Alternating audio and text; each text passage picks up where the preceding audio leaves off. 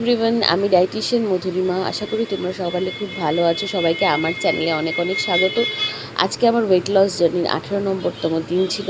আজকে মর্নিংয়েই আমি ব্যায়াম করার টাইম পাইনি। আজকে আমার ডিউটি ছিল সকাল 9টা থেকে, তো অনেক ভোরে উঠে আমাকে রান্নাবান্না করে ব্রেকফাস্ট লাঞ্চ রেডি করে নিয়ে বেরোতে হতো, তাই জন্য আজকে আর ব্যায়াম করার টাইম পাইনি।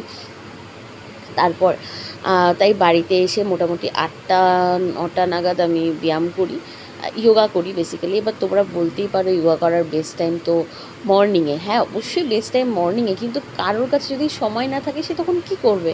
সে অবশ্যই তার রাতের রুটিনটাকেই বেছে নেবে সেখানে ব্যায়াম করার জন্য। সেও তো নিজেকে ফিট অ্যান্ড অ্যাক্টিভ রাখতে চায়, তাই না? আমি বলবো যেই টাইমটা সবথেকে কুল টাইম থাকবে, মানে ঠান্ডা ওয়েদারটা থাকবে, একটু তাপমাত্রাটা কম থাকবে, সেই টাইমটা হচ্ছে বেস্ট টাইম ব্যায়াম করার জন্য এখন বর্তমানে সিচুয়েশান অনুযায়ী। আশা করি তোমরা সকলে নিজেরা এক্সারসাইজ করা স্টার্ট করে দিয়েছো, ফিট থাকা স্টার্ট করে দিয়েছো। মাথায় রাখবে, একদম টিংটিংয়ে রোগা হওয়াটা হচ্ছে গিয়ে আমাদের মেন গোল নয়। যেমন ফিল্ম আর্টিস্টরা থাকে, আমাদের মেন গোল হচ্ছে ফিট অ্যান্ড অ্যাক্টিভ থাকা, হেলদি লাইফস্টাইল লিড করা, হেলদি খাবার দাবার খাওয়া আর টাইম মতো খাওয়া দাওয়া করা।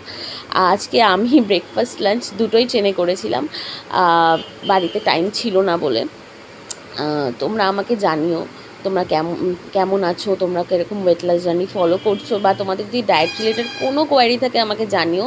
আমি আমার দিক থেকে বেস্ট চেষ্টা করব তোমাদেরকে গাইড করার।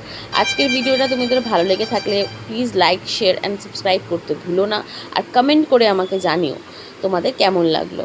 আর মেডিটেশন অবশ্যই রেগুলার বেসিসে করো। মেডিটেশনটা হচ্ছে মাইন্ড এক্সারসাইজ, যেটা আমাদেরকে ফোকাস এবং কাম রাখতে হেল্প করে, পিস রাখতে হেল্প করে লাইফে, তো ওটাও খুব জরুরি। আজকের জন্য এইটুকুনি। ভালো থেকো, সুস্থ থেকো, রাধে রাধে, টাটা।